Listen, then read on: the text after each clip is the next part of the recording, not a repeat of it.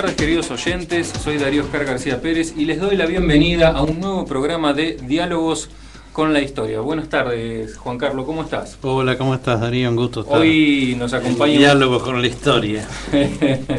Hoy nos acompaña un ratito Juan Carlos, que es el conductor del programa anterior, que es ABC en los tranvías, porque nuestro co-conductor, Arnaldo Buenaga, hoy no pudo... Le hemos dado permiso para no pudo faltar con acompañarnos aviso. hoy.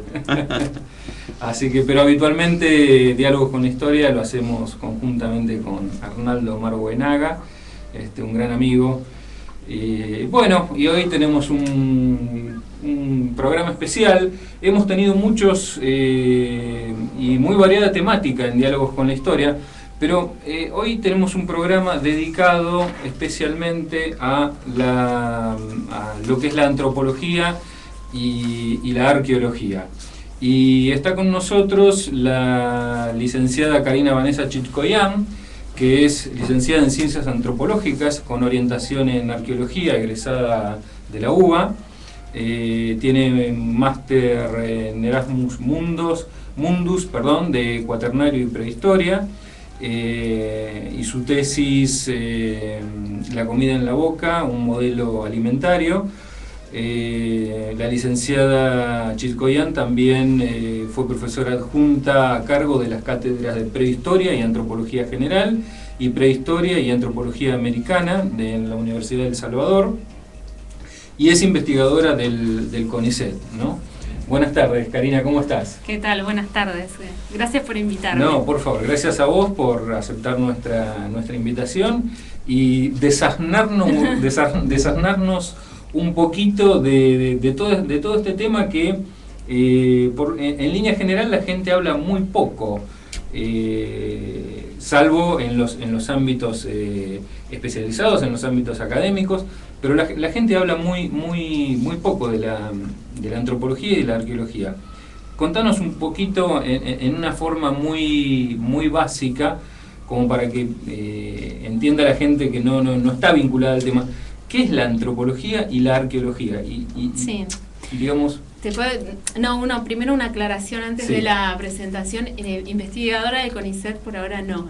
O sea, por ahora no. O sea, estoy haciendo el doctorado de Prehistoria Cuaternario en España, con la gente de la Universidad de Rovira i Virgili, que está en Tarragona, en Cataluña, y trabajando con el Instituto de Paleoecología Humana y Evolución Social, el IPES, que está allí. Pero no, por ahora investigadora del CONICET. Con suerte, cuando termine el doctorado, ingresaré al CONICET en carrera de investigación. Buenísimo. Sí, seguramente. Sí. ¿Por qué no? Pero nada, aclarar primero por las dudas eso. Perfecto. Después lo que me comentabas de lo que es la antropología y arqueología. Bueno, es verdad que la gente como que no... O sea, sabe un poco por arriba y a veces una cosa así muy difusa. Y básicamente, o sea, lo que es la antropología es el estudio de la variabilidad humana, de la variabilidad cultural humana, o sea, de las distintas formas en que el humano se desarrolla en el presente y en el pasado. Lo podemos hablar, cuando hablamos en el pasado es en relación a la arqueología. Un poco lo que tiene la antropología y que la diferencia de otras disciplinas, como puede ser la sociología o, digamos, carreras que están relacionadas, es que justamente lo que tiene es un método mucho más particular. O sea, se usan entrevistas con los distintos grupos. No hay una cuestión tan estadística como por ejemplo se puede hacer en sociología, que se usa mucho lo que son las estadísticas y entrevistas más de lo que puede ser algo más particular o una problemática más particular, sino que acá lo que se estudia es más que nada la variabilidad y las formas en que el humano se relacionan entre sí y se relacionan con el medio ambiente también. O sea, teniendo en cuenta que nosotros somos una especie que digamos está dispersa por todo el mundo en distintos ambientes, y esto ha dado una serie de diversas respuestas adaptativas en los distintos lugares. Entonces un poco la antropología lo que se pregunta es eso, cómo acá es tal cosa y cómo allá está la otra, y bueno, y cómo se van desarrollando lo que son las instituciones, un poco que las estructuran alrededor. O sea, a nivel político, económico, de parentesco, social, etcétera, etcétera.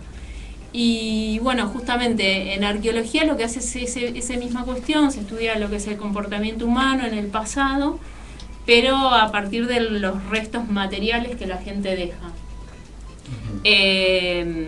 Hay una división que tal vez hoy en día ya tendemos a juntar mucho las disciplinas, pero en su momento se habla de prehistoria, porque la arqueología justamente lo que estudiaba eran los grupos que no tenían registro escrito, pero bueno, eso obviamente después no es así, porque inclusive hoy en día tenemos arqueología urbana, tenemos arqueología de la ciudad de Buenos Aires, o sea, digamos que en ese sentido esa distinción que se hacía ya hoy en día ya no se toma tan así, pero siempre lo que tiene la arqueología es que se basa a partir de los restos culturales, que pueden ser, la cerámica, pueden ser el registro lítico, las piedras, las puntas de flecha, toda esta cuestión, los asentamientos arquitectónicos en los lugares que haya, sí. Y después también, por ejemplo, se estudia, o sea, si estamos hablando, por ejemplo, de cazadores recolectores también, o sea, los lugares de asentamientos, no sé, si se excava, por ejemplo, una zona donde se asentaban, que se encontró un fogón, por decirlo de una forma,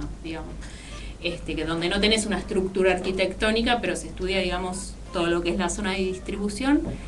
Y nada, y a partir de eso se trata de entender justamente cómo las personas se desarrollaron,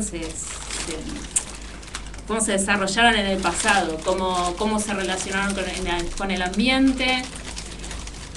Depende en qué momento te estés parando, si podés hablar un poco de lo que son las representaciones artísticas y de la ideología, en fin, por ejemplo, no sé, cuando estás hablando, por ejemplo, de gente que trabaja con pintura rupestre, cuando estás trabajando con gente que trabaja con sociedades que tienen pirámides, por ejemplo, todo esto que es lo que la gente más conoce, y que puede, digamos, hacer como un hincapié más en cómo se estructuraba la sociedad y cómo se desarrollaba, tanto ella como con otros grupos. Tal vez que con cazadores recolectores no se puede hacer tanto, porque en general lo que ves ahí en grupos prehistóricos tenés más que nada restos de huesos y restos de líticos, entonces es como más difícil poder hablar o de la ideología o algo así. Claro. En fin, pero básicamente es eso, o sea, básicamente estas son las las diferencias y las similitudes de las dos disciplinas. Inclusive la arqueología en su momento nació de la antropología, o sea, en su momento era la antropología cuando se desarrolla, cuando con el descubrimiento de América y tal, se empiezan a ver que hay otras personas, se empieza a pensar si son humanos, si no son humanos, en fin, todo el desarrollo del colonialismo en el siglo XIX hace que también se empezaran a estudiar estos grupos, y en relación a eso también se empiezan a estudiar los restos del pasado, pero en ese momento era como más, como que estaban más, o sea, como que la arqueología no se diferenciaba como una disciplina en sí. Cosa que hoy en día los que hacen arqueología no trabajan en temas antropológicos, o sea, son como dos disciplinas más separadas, a pesar de que, por ejemplo, en la Universidad de Buenos Aires, que es donde yo estudié, en la Facultad de Filosofía y Letras, la carrera se sigue dando junta. Es antropología con orientación social. Ajá. Y ahí sos antropólogo, en el sentido clásico, y después tenés antropología con orientación arqueológica, y ahí sos arqueólogo. ¿Qué esa es tu especialidad? Claro, yo fui para el lado de la arqueología, en verdad. En universidades como La Plata, la carrera es arqueología. O sea, está más separado y tiene tiene un cúmulo de materias más específicas para la arqueología. O sea, antropología, la carrera en la UBA está como, tiene un rasgo más social, si querés llamarlo así, por el tema de que tiene muchas materias de antropología. Claro. Lingüística, bueno, en fin, economía, un montón de antropología económica, social, bueno, muchas materias que después, en verdad, cuando haces la orientación, ahí es cuando empezás a ver más cosas de arqueología, digamos. Claro. ¿Y qué es la antropología económica? Pregunto, ¿no? No, lo que nosotros veíamos yo te estoy hablando de cuando cursé la carrera, hace mucho tiempo. Lo que justamente estudian es el desarrollo, digamos, de cómo son los distintos grupos. Por ejemplo, se estudiaba mucho el tema de, por ejemplo, los cazadores, las instituciones por ejemplo, con los cazadores recolectores, se discutía mucho este tema de lo que era si los grupos cazadores recolectores tenían un sistema, digamos, con toda la idea de que los cazadores recolectores también se morían de hambre y no llegaban a vivir y tal y cual. Y hay muchos estudios que se han hecho, muchos antropólogos que empezaron a hacer todos distintos estudios donde veían que cazadores recolectores tenían, o sea, estaban adaptados completamente al ambiente y eran tan, entre comillas, eficientes como nosotros. Mucho lo que se estudiaba era eso. Y después también cómo se desarrollaba justamente en grupos indígenas, todo este tema del desarrollo, digamos, del sustento que, y bueno, y contraponiendo un poco con la sociedad occidental, digamos. O sea, pensando que la sociedad occidental es la mejor dentro del sistema y el resto de los grupos, en verdad, estaban dominados por la barbarie, el primitivismo, etcétera, etcétera. Vos sabés, Juan Carlos, que Karina tiene, o sea, su tesis de licenciatura está hecha sobre estudios históricos sobre el consumo de carne. Que eso, o sea, se podría decir que está bien vinculado a lo que es una especie de antropología económica. ¿O no? A ver. ¿O lo estoy enfocando mal? A ver. Sí, no, a ver, yo cuando hice la tesis de licenciatura, justamente trabajé sobre lo que es arqueología urbana, 2 sitios en la ciudad de Buenos Aires, Barraca Peña y Fundación Andreani, que son 2 sitios que están en La Boca y un poco en Barracas también, casi llegando a Barracas, y lo que vimos son como dos patrones de compra distintos, uno más específico para lo que son lugares de fonda, como era Barraca Peña, donde funcionaba una fonda, y otro lo que era para Fundación Andreani, que era un astillero donde había gente que iba al comedor, digamos, de trabajo, tal y cual.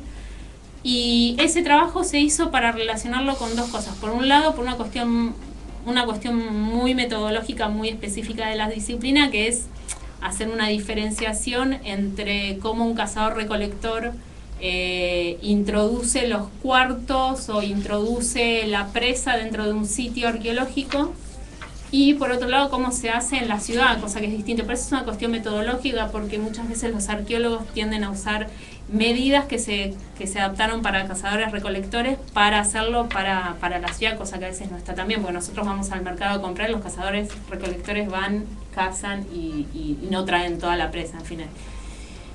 Y por otro lado, esa tesis también estaba enfocada para empezar a complejizar un poco lo que era la ciudad de Buenos Aires a mediados del siglo XIX, donde lo que, justamente a diferencia de lo que decían los registros históricos, lo que nosotros veíamos era como una complejidad más fina a nivel de la compra. O sea, a través de los registros históricos lo que leíamos era que tal vez la gente, o sea, el fanamiento que se hacía del animal era en cuartos, se vendía así en forma muy rápida y muy grosera, digamos, y muy, entre comillas, salvaje. Y lo que se veía es que no, o sea, que en verdad ahí cada unidad de adquisición, que era lo que llamamos nosotros a cada uno de los lugares, tenía distintas necesidades y distinto tipo de público, y en base a eso se gastaba distintas cosas. O sea, eso estaba relacionado más, no tanto con la antropología económica, sino más bien con una cuestión histórica y más a nivel también arqueológico, y discutir cuestiones que se dan adentro de un poco de la arqueología, del campo de arqueología, porque bueno, lo que tiene justamente también la arqueología es que, y volviendo un poco a lo de antes, la gente tal vez se piensa que los arqueólogos somos Indiana Jones. Claro, uno está acostumbrado a esa imagen del antropólogo y del arqueólogo, ¿no? Que van corriendo, claro, que van corriendo como aventuras y que van de pirámide en pirámide y buscando los objetos por el arca perdida y no sé qué, todas esas cuestiones. Y no es tan así, o sea, nosotros lo que hay son distintas, o sea, es una disciplina dentro de la arqueología que tenés como distintas ramas. Cuando vos decís que sos arqueólogo, no es que sos arqueólogo y sabés sobre dinosaurios, sobre pirámides, sobre, en fin, sobre extraterrestres. No, es como toda una mezcla que se hace cuando no es así. cada arqueólogo empieza a trabajar en distintas, digamos, objetos materiales, porque en general uno tiende a trabajar, no sé, algunos sobre cerámica, otros sobre huesos, en mi caso sobre huesos, y ya sería la zooarqueología, o sea, tenés como una subdisciplina dentro de lo que es la arqueología, otros que trabajan en genética, y así, y sucesivamente. Entonces, claro, en verdad lo que hace mucho el arqueólogo no es ir a correr aventuras a las pirámides, buscando a los extraterrestres perdidos, sino que más bien se trabaja con una colección que ya puede estar excavada, inclusive puede estar excavada por otras personas, y a través de distintos análisis y con un tema que uno tenga previo en la cabeza se trata de encontrar algún patrón para explicar una hipótesis determinada que es con la que uno se enfrenta al material. O sea, hay mucho más trabajo de gabinete y mucho trabajo de lectura y muchísimo más de escritura que trabajo de campo y trabajo de pirámides o de irse a las pirámides y todas estas cuestiones, que es lo que generalmente se piensa cuando uno piensa en arqueología. Sí, no, lamentablemente para la gente que escucha, ese es un mito que como que habría que derribar en algún momento, porque no es así. O sea, en general es eso, o sea, es mucho trabajo de análisis del material. En mi caso, cuando hice la tesis de licenciatura, por ejemplo, yo tuve que hacer identificación de especies y de elementos, me tuve que ir a una colección de referencias, y contabilizar cuántos huesos hay de cada cosa y hacer comparaciones, o sea, entre una cosa, cuánto tengo de esto, cuánto tengo de lo otro, y a partir de un análisis, bueno, en este caso como era a nivel histórico, un análisis de las fuentes históricas y un poco a través de la teoría también, hacer el análisis del material y después las discusiones y bueno, las conclusiones, todo lo que implica un trabajo científico. O sea que, ya te digo, yo en un año hice la tesis de licenciatura y creo que el material lo habré visto en 3 meses y el resto fue lectura, escritura y escritura y escritura. O sea, es así. Está bien lejos de lo que uno se imagina. Sí. De lo que te muestran las películas. Las películas, sí. Bueno, inclusive también, o sea, tal vez también, de nuevo con este tema de lo que es cada disciplina, o sea, los arqueólogos, a diferencia de la paleontología, nosotros nos encargamos de lo que es el comportamiento humano en el pasado, por ende siempre estamos dando vueltas alrededor del humano. La paleontología se estudia lo que son los animales en el pasado, que pueden ser así como dinosaurios de hace 65 millones de años, como la megafauna pampeana que estuvo hasta los 10.000. Entonces, digamos, pero hace ese tipo de estudio, lo cual no implica que se puedan hacer interacciones entre ambas disciplinas y entre profesionales de las disciplinas. O sea, en mi caso, por ejemplo, yo ahora que me estoy yendo más atrás en el tiempo, ya no estoy trabajando en lo que es arqueología urbana, sino que estoy viendo un poco más qué pasó con los primeros humanos que estuvieron por acá por la zona. Obviamente que también trabajo con paleontólogos o digamos, discuto o me baso en cosas escritas por los paleontólogos para poder hablar un poco de cómo es la relación humano-animal en el pasado, o sea, hace 10.000, 12.000 años atrás más o menos. Pero claro, no digamos, la paleontología en sí es más que nada solo con los animales. O sea, esas son pequeñas, digamos, distinciones que se dan entre las distintas disciplinas. Bien, hacemos una pequeña pausa, escuchamos un temita y continuamos en Diálogos con la Historia. Y recordamos a los amigos oyentes que nos pueden llamar al 4372-5863, al 4372-5867, y como siempre nuestro operador Ariel Guerrero, que nos permite estar en el aire, hoy con la ausencia inesperada de Arnaldo Buenaga.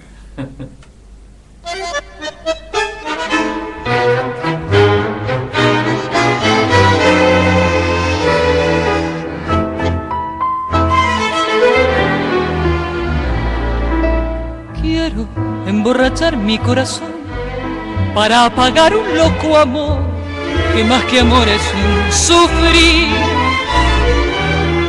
Y aquí vengo para eso, a borrar antiguos besos en los besos de otras bocas.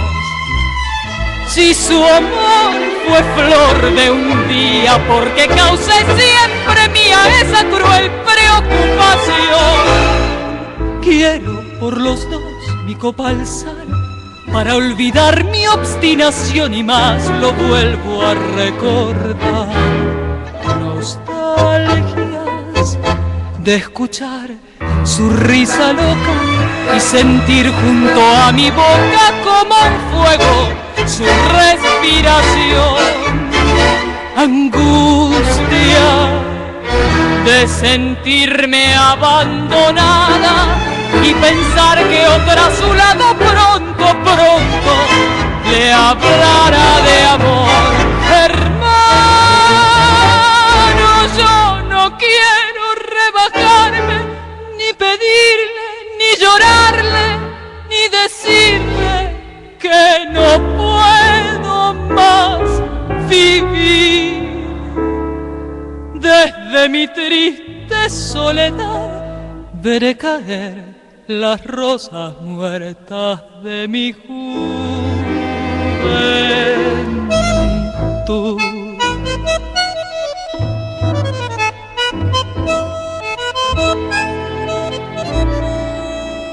Gime, bandoneón, tu tango gris, quizás a ti te hiera igual algún amor sentimental. Llora mi alma de fantoche, sola y triste en esta noche, noche negra y sin estrella. Si las copas traen consuelo, aquí estoy con mi desvelo para ahogarlo de una vez. Quiero emborrachar al corazón para después poder brindar por los fracasos del amor. Nostalgias de escuchar su risa loca y sentir junto a mi boca como un fuego su respiración. Angustia de sentirme abandonada y pensar que otra a su lado pronto, pronto le hablará de amor. Hermano, yo no quiero rebajarme, ni pedirle, ni llorarle, ni decirle que no puedo más vivir. Desde mi triste soledad veré caer las rosas muertas de mi juventud.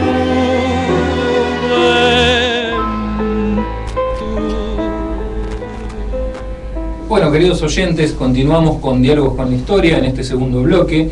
Les comento para quienes recién se enganchen con el programa, hoy tenemos un programa dedicado a lo que es antropología y arqueología, y nos acompaña la licenciada en Ciencias Antropológicas con orientación en arqueología, Karina Vanessa Chitkoyan, que ya estuvimos hablando algunos temitas previos durante el primer bloque. Y te quería preguntar, Karina, sí,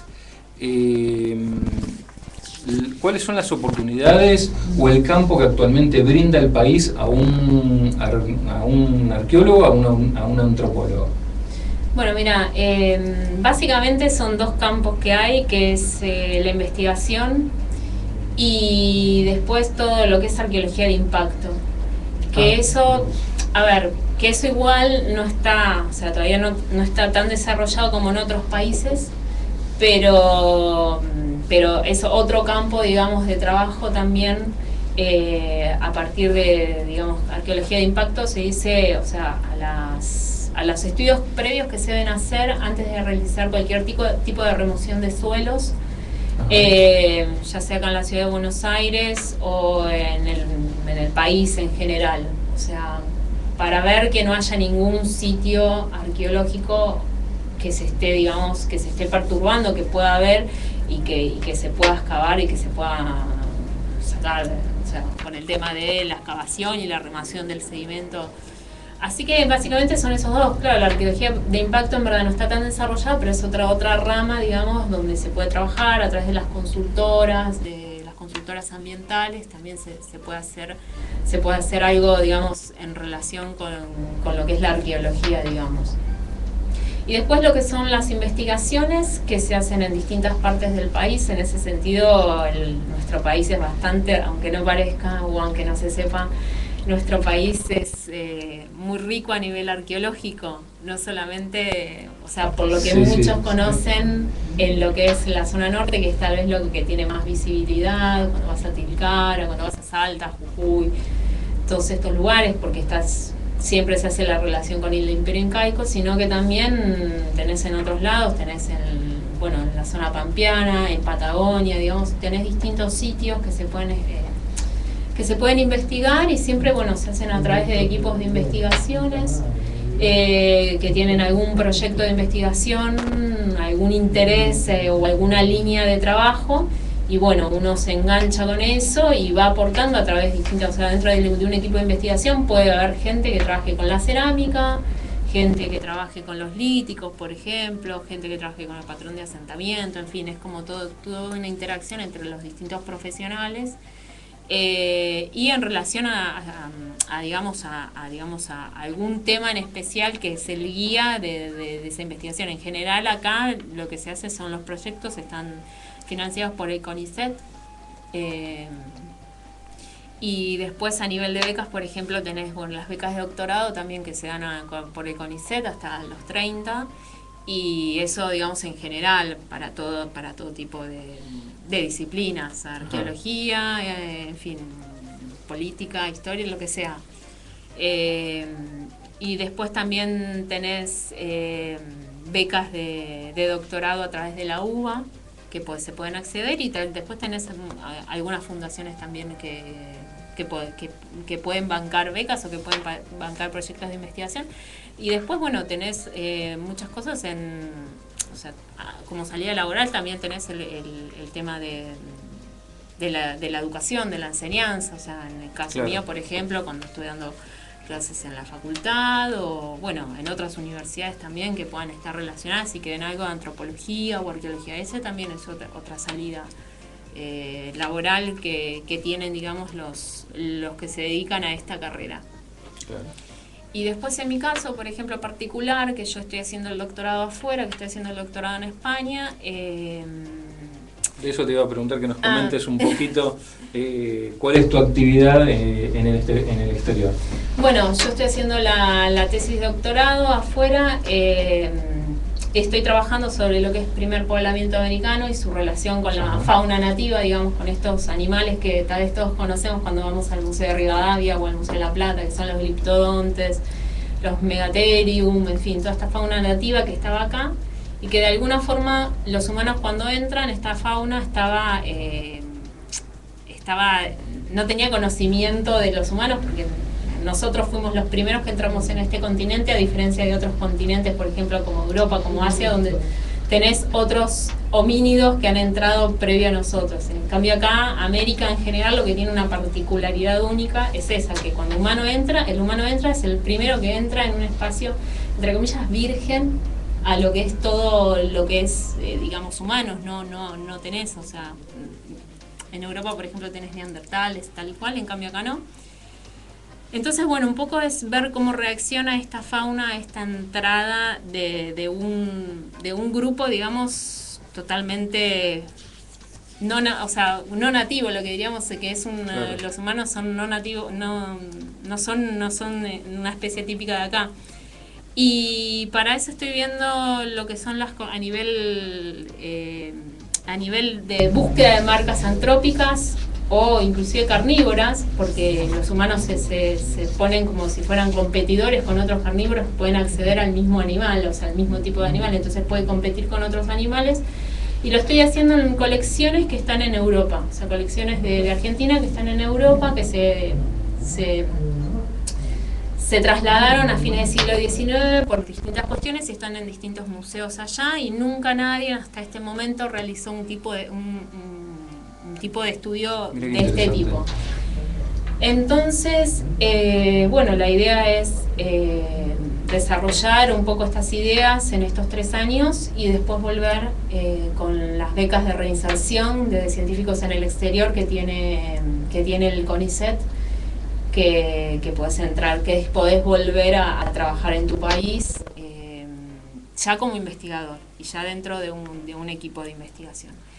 Qué interesante eso, ¿no? Porque uno puede especializarse afuera y aplicarlo en su propio país. Sí, ¿no? sí. O sea, sí. en cierta forma...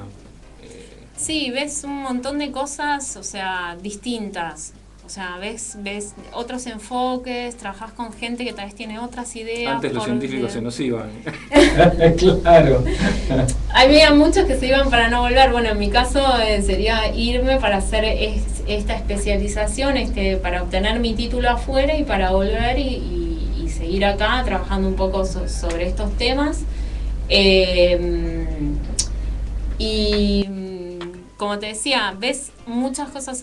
Lo bueno un poco a veces de estudiar afuera es que trabajas con gente que tiene otro tipo de ideas o otro tipo de enfoques a las cosas, que claro, uno cuando está acá en verdad trabaja con gente que se formó y tiene una concepción, digamos, totalmente, o sea, típica de la disciplina o del desasnar histórico que tuvo nuestra disciplina en nuestro país.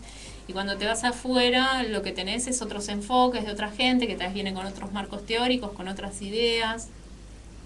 Entonces eso te da como bueno, para cualquiera, o sea, es lo mismo cuando uno se va afuera, no sé, vacaciones y ves otras cosas que acá no ves, es como que te abre la cabeza. Y en ese sentido es lo mismo, o sea, te abre la cabeza en un montón de cosas que estando acá... digamos, en el caso inverso, el que está en el exterior, el científico que está en el exterior, ¿se enriquece viniendo acá? No, se enriquece con el aporte de ustedes, por ejemplo? ¿Se enriquece científicamente? Sí, o sea, a ver si te entiendo bien. O sea, vos decís, el trabajo que se hace acá o sea, el trabajo que yo hago afuera, si aporta a lo que es la arqueología, el trabajo de arqueológico afuera. No. Así como, por ejemplo, vos captás, por ejemplo, ciertas metodologías o ciertos enfoques o puntos de vista que tienen otros profesionales del exterior. Te preguntaba si esos profesionales, digamos, con la formación que ustedes y con el bagaje que ustedes llevan, totalmente. Si se logra un feedback o hacer un intercambio mutuo, totalmente. La formación, por ejemplo, no sé, en mi caso la formación, yo tengo como, justamente por la formación que tengo de la facultad, o sea, tengo como todo un background tal vez más social, que hay mucha gente allá que no la tiene, o sea, o que falta. Claro. Y en ese caso sí, justamente, o sea, como que aporta otra cosa, y aparte te organiza distinto la forma de trabajar allá, y allá eso totalmente, o sea, te agradecen esas cosas, claro. Te agradecen esas cosas de formas de trabajar o de conceptos o de ideas o de formas de organizar el trabajo, o cosas que con la formación que uno tuvo acá en la UBA afuera no está. Entonces es como que también en ese sentido es obviamente es otra forma de encarar el trabajo y de tener otros conocimientos y de aportar otros conocimientos que la verdad que para mí enriquece. O sea, el hecho de estar afuera y trabajar con otra gente enriquece para los dos lados. O sea, me enriquece a mí, los enriquece a ellos, creo yo, por lo menos, que los enriquece a ellos, porque la verdad es otra forma de trabajar que se complementan en ese sentido. Sí, totalmente. Sí.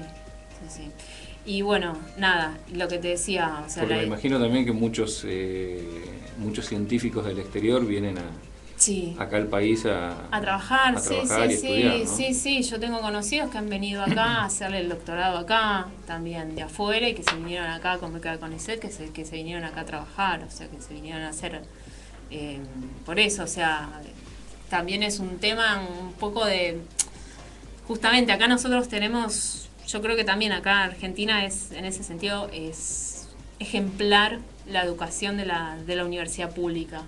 Yo, para mí, o sea, a nivel educativo, la universidad pública, la UBA, con todas sus críticas que se les pueda hacer a cuestiones de, no sé, de paros y de cosas que uno ha tenido que luchar a veces cuando iba a estudiar, o sea, más allá de todo eso, o sea, lo que es la formación que te da acá la universidad pública no la encontrás en otros lados. O sea, a nivel... Yo, o sea, los niveles de exigencia que tiene, los profesores, las pilas que le ponen los profesores a la enseñanza, justamente en medios que a veces no te favorecen tanto. No son los ideales, claro. No son los ideales, sí, teniéndose clases en la calle, porque la facultad está tomando, viste, cosas así. Pero más allá de eso, o sea, yo he tenido un nivel de exigencia que tal vez allá... no es tanto a nivel, por ejemplo, no sé, yo lo pienso a nivel más que nada, por ejemplo, a veces de bibliografía, o sea, he visto, o sea, a mí los profesores me llenaban con pilas y pilas de cosas para leer y de apuntes y de textos, y allá, por ejemplo, el nivel de, digamos, de cantidad, por lo menos, o sea, si yo los mido en cantidades de cosas para leer, es un poco menos, es menos, lo cual para mí igual, más allá de eso, no desmerece, porque justamente ellos tienen toda otra cuestión, digamos, que lo suplen con nuevas formas de pensar y nuevas formas de entender las cosas, como por ejemplo el instituto donde estoy yo, que es uno de los más importantes a nivel mundial, el Instituto Catalán de Paleoecología Humana y Evolución Social es uno de los más innovadores en ese sentido de cosas en el estudio de los humanos y de la evolución humana desde que salió de África hasta América, porque ahí se estudia de todo, tenés distinta gente, distintos proyectos de investigación que trabajan todos los temas y que justamente tienen una mirada así muy, muy paleoecológica que tal vez acá nos está faltando un poquito, por eso no. O sea, yo creo que es la medida justa entre lo que uno puede aportar y lo que nos aportan ellos. Sí, totalmente. Te quería hacer otra pregunta, pero esto es más bien personal. ¿Qué fue lo que a vos te despertó tu vocación para volcarte a la antropología y a la arqueología? No sé, a mí me gustaba, bueno, yo creo que es lo que nos pasa a todos. O sea, todos queremos ser arqueólogos en algún momento de nuestra vida. Yo cuando hablo con la gente le digo que sea arqueóloga, que estudié arqueología o así, me dicen, sí, yo también quería ser arqueólogo cuando era chico, tal y cual. Y bueno, nada, yo seguí adelante, o sea, en mi caso fue previo a ver Indiana Jones y todas estas películas, o sea, no tuvieron ninguna influencia en mí eso. Les comento a nuestros oyentes que hace un ratito hablábamos con Karina que acerca de estos mitos que hay con respecto a lo que nos muestran las películas como las de Indiana Jones y demás. Y ella nos comentaba que bueno, que no es tan así, que no es que el antropólogo se la pasa de viaje en viaje. De viaje en viaje, de aventura en aventura, pero sin embargo, viendo tu currículum, has estado por todas partes. No, pero bueno, eso es una cuestión de... Nada, yo tuve la suerte de ganarme la beca de máster y de irme afuera. Y la beca o sea, esta beca Erasmus Mundus es como participan 4 universidades de distintos países, o sea, una en España, una en Italia, una en Francia y una en Portugal. Son 4 universidades que participan en el máster de Cuaternario y Prehistoria, que es el que yo hice primero, y en el doctorado de Cuaternario y Prehistoria que estoy haciendo ahora. Y cuando yo me gané la beca de máster, o sea, uno cuando aplica, bueno, te medio como que la comisión te elige para dónde vas. Y en mi caso, por ejemplo, al principio me tocó ir a Italia.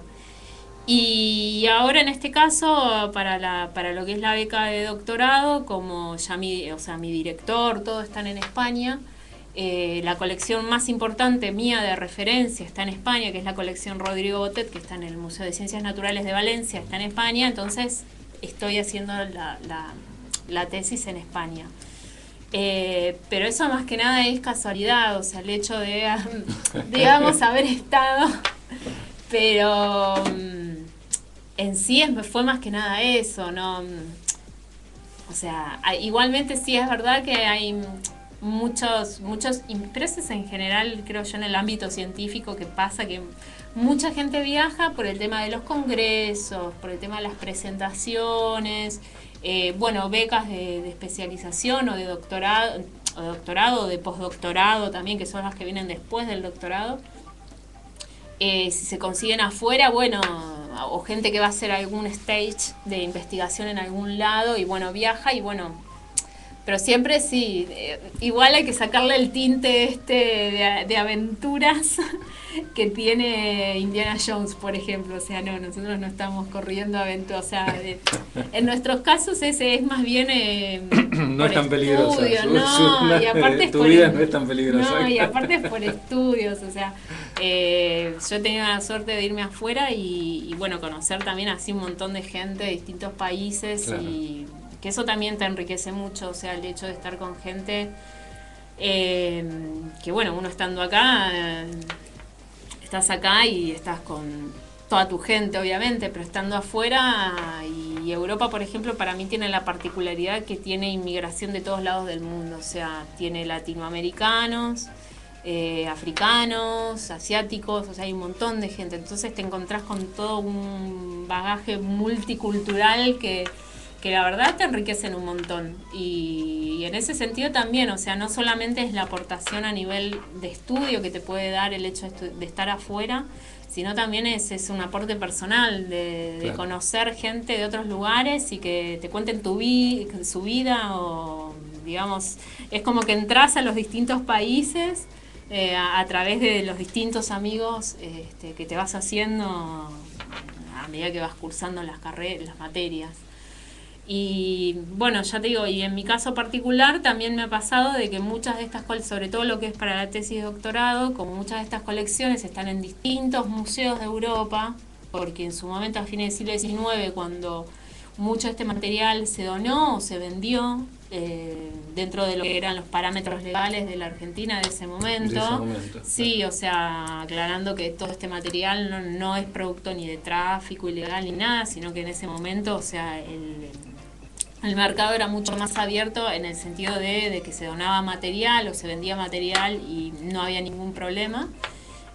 Muchas de estas colecciones están en distintos países, entonces bueno, como en mi caso yo medio como que tengo que ver qué está pasando en cada una de las colecciones, tengo que viajar, pero bueno, para ver cada una de las colecciones. Sí, sí. Mismo yo ahora acá estoy viendo colecciones, o sea, también la idea era integrar a una tesis de este estilo, integrar colecciones antiguas que están acá, porque hay un montón también de material acá, y por eso también estoy yendo a los museos más importantes de acá de la zona, como es el Rivadavia, La Plata, Mercedes, que tienen material, que tampoco se puede ir a todos, porque acá hay un montón de material de megafauna en todo lo que es provincia de Buenos Aires, o sea, salen registros y materiales, y hay un montón todavía por excavar que espero en algún momento se haga sí, y nada, y se pueda trabajar así más interdisciplinariamente, que un poco volviendo a lo sí. No, volviendo un poco a lo que me decías antes, allá por ejemplo una de las diferencias es que hay mucha más interdisciplinaridad de lo que puedes ver acá. O sea, acá se trabaja interdisciplinariamente, pero allá es como que son equipos de investigación directamente que están formados por paleontólogos, arqueólogos, biólogos, geólogos. Acá los equipos de investigación están más bien centrados dentro de paleontólogos si tienen su temática, arqueólogos si tienen su temática, y que si necesitas algo especial, digamos, interactúas. Pero digamos lo que falta acá tal vez un poco es ese nivel de interacción con gente que, digamos, un paleontólogo te puede dar una visión de las cosas totalmente distinta de las que te las da un arqueólogo, porque un arqueólogo, digamos, justamente se centra nada más en lo humano, y los paleontólogos es como que tienen una visión más extensa. Los humanos somos una parte más de lo que es el sistema vivo dentro del planeta Tierra, y tienen como un background muchísimo más amplio y ven las cosas más hacia el pasado, o sea, qué pasó más hacia el pasado antes de que estuvieran los humanos, y podés contrastarlo con cosas que pasaron después. O sea, por ejemplo, todo este tema de las extinciones, un poco que es lo que trabajamos estoy trabajando en la tesis, estamos trabajando con mis directores, es un poco eso, es digamos, qué pasa justamente en un espacio que antes no habían humanos, o sea, y sí, los paleontólogos te van a decir también que hubieron muchas extinciones, que esta extinción de que es un tema que está bastante en boga esto, las extinciones y la relación con la actividad humana, bueno, o sea, si te vas al pasado, siempre hubieron extinciones en el planeta Tierra. Y claro, esos clics te los da a veces el paleontólogo, que tiene una visión muchísimo más amplia de las cosas, lo cual no quita que hoy en día la acción humana esté como medio un poco metiendo mano más en todos estos temas. Pero claro, esas cosas, por ejemplo, te las puede dar alguien que tiene una visión totalmente distinta a lo que es el arqueólogo. Entonces esas interacciones están buenas porque te aportan muchísimo más y te abren la cabeza. Bueno, eso tal vez un poco puede ser que falte acá un poco más equipos de investigación más multidisciplinares en ese sentido. Y bueno, no sé, espero que que en algún momento se dé, sí. Estamos ahí, tenemos apenas unos minutitos, un ratito más, pero aunque estamos casi sobre el límite. Quería, volcándonos un poquito más a lo que es la historia argentina, ¿cuáles fueron los aportes de Ameguino a tu área? Bueno, a Ameguino no solamente, o sea, a mi área, sino tanto arqueología como antropología, como paleontología en general, fue como un gran precursor de todo lo que es geología. Es un gran precursor de todas estas áreas, porque este hombre a fines del siglo XIX, a pesar de que después cayó medio en el olvido o medio sus teorías pasaron a ser medio un hazme reír y tal, este hombre es como que fue el primero y el principal que hizo un montón de investigaciones a nivel paleontológico de las especies que habían, relacionó muchas de las especies con la actividad humana. Él planteaba que, bueno, una de las teorías que después cayó en, obviamente, que estaba mal, que estaba errónea, que es la idea de que los mamíferos y que los humanos inclusive habían, digamos, surgidos en la zona pampeana, y a nivel geológico estableció los estratos geológicos más importantes que se siguen usando hoy en día, aunque con modificaciones y tal, pero se siguen usando más o menos los mismos estratos geológicos que estableció Ameguino a fines del siglo XIX.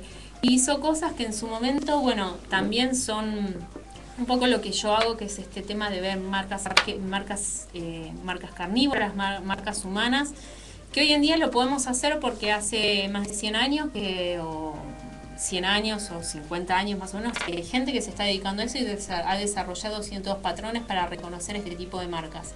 Pero Ameguino lo empezó a hacer a fines del siglo XIX. Él, por ejemplo, decía que los humanos habían nacido acá en la zona de la Pampa de Buenos Aires y él había relacionado algunos huesos con marcas humanas muy antiguos, 500.000 años, así. Él decía que estaban hechos por humanos.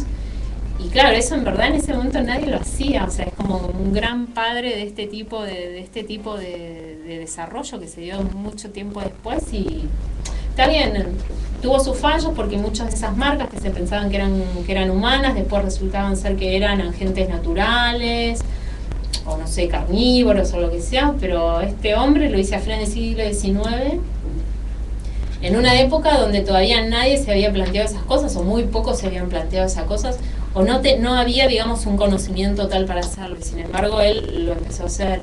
Y ya te digo, él trabajó acá en el Museo de Ciencias Naturales de Rivadavia, trabajó en La Plata, o sea, empezó sus trabajos los empezó en Luján. O sea que más allá, digamos, de que algunas teorías de Ameguino después hayan caído con, digamos, producto de otros estudios, en lo que respecta a metodología ha sido un precursor. Sí, eso, y aparte de establecer también de la clasificación de muchas de las especies que hoy en día siguen estando, o sea, la clasificación de toda esta fauna también a nivel paleontológico, o sea, se siguen usando muchas de las identificaciones que hizo Ameguino en su momento. Así que sí, a nivel tanto metodológico como a nivel de investigación en general de lo que es la zona, la verdad que es nada. O sea, hoy en día igual la figura de Ameguino la figura de Meguino se está empezando a retomar de nuevo y están empezando a revalorizarse y a empezar a relocalizar sitios que él en su momento había excavado y que después se perdieron, porque muchos de los márgenes donde él trabajó, de los ríos, de los márgenes de los ríos que él trabajó, después se vinieron las ciudades y levantaron todo. Entonces, claro, siglo XX fue medio como una época donde mucho no se hacía el trabajo, no se profundizó en esto, pero a fines del siglo XX y ahora en estas décadas del siglo XXI se empezó a revalorizar su figura como un gran precursor de todo lo que es estos estudios científicos que se realizan en esta zona, ya te digo, a nivel arqueológico, a nivel geológico, paleontológico y etcétera, etcétera. No, la verdad que sí. Bueno, esperemos que también en algún momento se puedan hacer más exposiciones o se pueda difundir más la figura de este hombre que muchos lo conocen, o sea, que en general se conoce, pero que se conoce tal vez poco. Claro. Nos quedamos sin tiempo, estamos 4 minutitos pasados de las 14, así que, bueno, Karina, te agradecemos muchísimo que hayas aceptado la invitación, que hayas venido a desazonarnos de cuestiones antropológicas y arqueológicas. Y bueno, a nuestros oyentes nos despedimos y nos volvemos a encontrar el próximo martes de 13 a 14 horas por la AM 1230, Radio Creativa, en un nuevo programa de Diálogos con la Historia. Buenas tardes.